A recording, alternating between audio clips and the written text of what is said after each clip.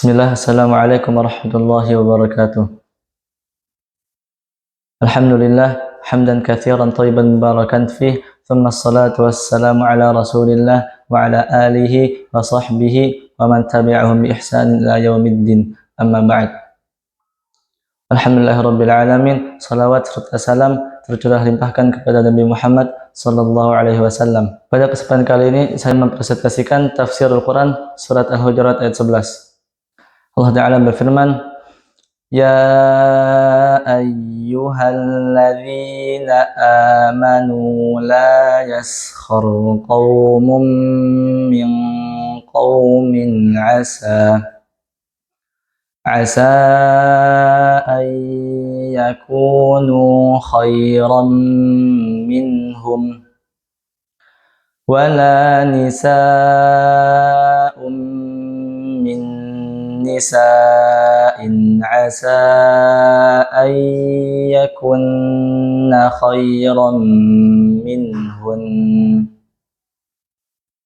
wala talmizu anfusakum wala tanabazu bil alqab bi'sal ismul fusuqu ba'dal iman wa man lam yatub fa ulaika humudz zalimun.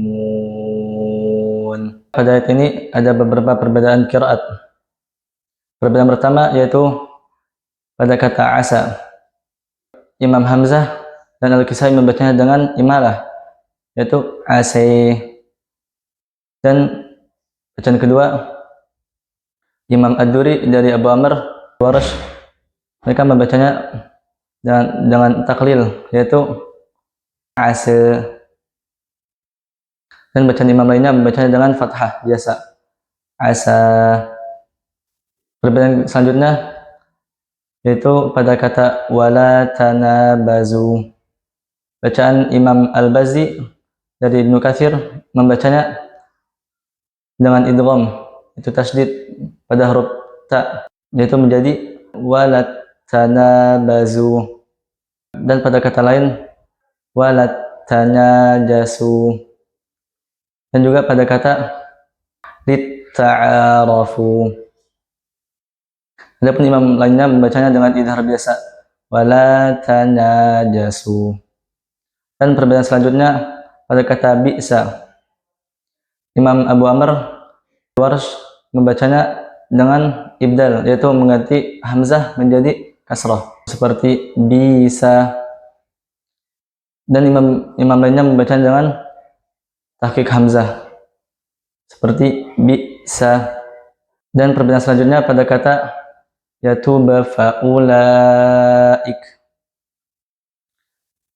Bacaan Imam Abu Amr Al-Kisai dan Hisham membacanya dengan idgham dengan huruf ba ke huruf fa, sehingga bacaan lebih menyatu ketika wasal, seperti yatuf faulaik. Dan bacaan imam lainnya membacanya dengan idhar biasa, seperti biasanya, yatuba faulaik. Nah, sebab nuzulnya adalah para ulama menjelaskan bahwa tafsir Al-Quran surat Al-Hujurat 11 ini menjelaskan tentang beberapa peristiwa yang mencakup seluruh halangan, baik larangan menghina, merendahkan, ataupun memberikan julukan yang buruk kepada orang lain. Di antaranya adalah peristiwa Bani Tamim, yaitu Ad-Dahhak menjelaskan bahwa ayat ini turun ketika delegasi Bani Tamim yang datang kepada Rasulullah. Mereka menghina para sahabat yang miskin, seperti Ammar bin Yasir, Bilal, Khabbab bin Fuhairah, Suhaib, dan Salman Al-Farisi. Mereka merendah para sahabat tersebut. Karena apa? Karena keadaan ekonomi dan status sosial yang lemah. Dan peristiwa yang selanjutnya, peristiwa Thabit bin Qais. Diceritakan bahwa seseorang menghina Thabit bin Qais dengan membawa ibunya pada masa lalu. Maka Thabit pun merasa sangat malu hingga beliau pun menyembunyikan dirinya. Maka Allah pun menurunkan ayat ini tentang larangan menghina nasab, keluarga, ataupun masa lalunya. Dan peristiwa selanjutnya tentang peristiwa Ikrimah bin Abu Jahal. Ketika Ikrimah datang ke Madinah dalam keadaan telah memeluk Islam, maka sebagian kaum muslimin pun berkata, ia adalah anak Fir'aun umat ini. Maka seketika ucapan tersebut menyakiti hati Ikrimah. Maka Ikrimah pun langsung mengadu kepada Rasulullah. Lalu Allah pun menurunkan ayat ini. Peristiwa selanjutnya adalah peristiwa tentang sahabiyat, yaitu Ibnu Abbas meriwayatkan bahwa Safiyah binti Huyai bin Akhtab pernah mengadu kepada Rasulullah. Ya Rasulullah, kaum perempuan telah menghinaku, telah merendahkanku. Dengan berkata, perempuan Yahudi, anak tua dari perempuan Yahudi. Maka Rasulullah pun berkata, mengapa engkau tidak mengatakan bahwa ayahmu adalah Harun dan pamanmu adalah Musa dan suamimu adalah Muhammad? Lalu Allah pun menurunkan ayat ini. Para ulama juga menjelaskan bahwa ayat ini turun ketika sebagian istri Nabi menghina Ummu Salamah karena postur tubuhnya yang pendek. Para ulama juga menjelaskan bahwa tidak tertutup kemungkinan seluruh peristiwa tersebut menjadi sebab turunnya ayat ini. Adapun tafsirnya,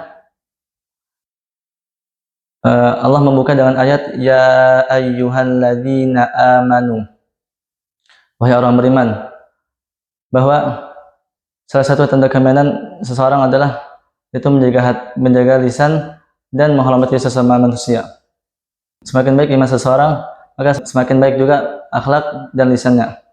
Firman Allah selanjutnya, la yaskhar qaumun min qaumin asa. Janganlah kalian menghina satu kaum dan kaum yang lainnya. As-sukhriyah adalah merendahkan orang lain, baik itu dengan ucapan, tindakan maupun isyarat yang menjadi bahan tertawaan orang lain. Larangan ini mencakup segala aspek penghinaan, baik itu fisik, jabatan, pendidikan maupun nasab.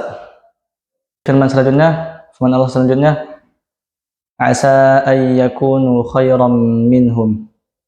Jadi orang yang dihina lebih baik daripada orang yang menghina. Manusia hanya melihat tampilan luarnya, tetapi Allah melihat hati dan amalan seorang hamba. Wala nisa'um min nisa'in asa ayyakunna khairam minhun. Secara umum perempuan telah disebutkan dalam larangan sebelumnya, tetapi Allah mengkhususkan pada ayat ini bahwa pentingnya menjaga lisan, terutama di lingkungan perempuan, dan sering terjadi penghinaan ataupun pembulian. Firman selanjutnya, wala talmizu anfusakum. Menariknya Allah menggunakan kata anfusakum, yaitu diri kalian sendiri. Hakikatnya satu muslim dengan muslim yang lainnya ibarat satu tubuh, bagian satu kesatuan bagaikan satu tubuh. Wala tanabazu bil alqab. Dan janganlah kalian saling memanggil dengan gelar yang buruk. Islam melarang seseorang memanggil seseorang lainnya dengan panggilan yang menyakitkan hati, seperti aib pada masa lalunya atau kekurangannya atau dosa yang pernah dilakukan. Bi'sal ismul fusuqu ba'dal iman. Maka seburuk-buruk panggilan adalah panggilan kefasikan setelah seseorang beriman. Sungguh buruk bahwa seseorang yang telah beriman, telah mendapatkan kemuliaan iman, justru dipanggil dengan seburuk-buruk panggilan, yaitu dengan kata wahai orang fasik atau yang lainnya. Faman lam yatub fa ulaika humudz zalimun. Dan barang siapa yang tidak bertobat, sungguh ia termasuk orang-orang yang zalim, karena ia telah menzalimi orang lain dan diri mereka sendiri dengan bermaksiat kepada Allah. Ayat ini sangat relevan dengan kehidupan kita saat ini, terutama di media sosial, karena dengan mudah orang sekarang menghina fisik orang lain, mencela orang lain, menyebarkan ejekan, membuat meme penghinaan, membuat julukan jelek di grup WA, Instagram, Facebook ataupun TikTok. Maka Quran Surah Al-Hujurat ini mengajarkan kepada kita semua bahwa kemuliaan bukan diukur dari rupa, harta, kekayaan ataupun nasab, tapi diukur dari kemuliaan takwa, iman, dan kebersihan hati. Maka Allah pun melarang dari kita semua untuk mencela, menghina, dan memberikan gelar yang buruk kepada orang lain. Boleh jadi orang yang kita hina justru lebih mulia di sisi Allah daripada diri kita sendiri. Gunakanlah lisan kalian untuk kebaikan, bukan untuk menyakiti sesama manusia. Maka barang siapa yang tidak bertobat dari perilaku ini, sungguh ia termasuk orang yang zalim. Cukup sekian dari presentasi saya dari Quran Surah Al-Hujurat ayat 11. Semoga ini bisa menjadi pengingat untuk kita semua, agar kita bisa menjaga lidah dan kehormatan saudara kita. Assalamualaikum warahmatullahi wabarakatuh.